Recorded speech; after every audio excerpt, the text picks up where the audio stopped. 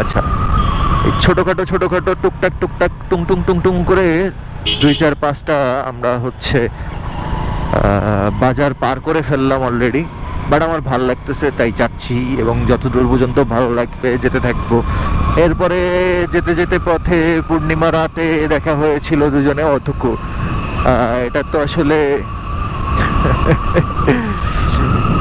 রুদ্রদা viral করে দিয়েছে, কিন্তু আসলে অ্যাকচুয়ালি এই গানটার মেইন লিরিক্স যিনি লিখেছেন তিনি আর কেউ না, আমাদের জাতীয় সঙ্গীতের রচয়িতা।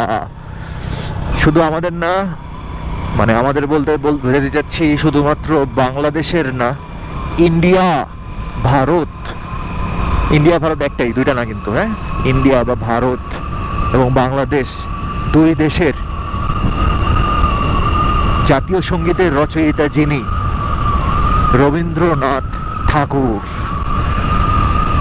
তার লেখাই মূলত গান।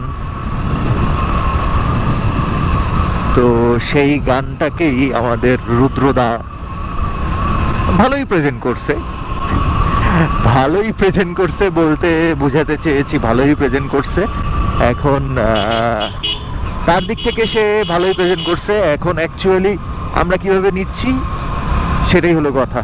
হ্যাঁ, নেগেটিভিটি থাকবে, বিভিন্ন ধরনের বিভিন্ন কিছু থাকবে, সে তার মতো করে করছে। আপনি এটাকে নিতেও পারেন, নাও নিতে পারেন, আপনি আমাকে অ্যাকসেপ্ট করতেও পারেন, নাও করতে পারেন, এটা নিয়ে কোনো ফ্যাক্ট নেই।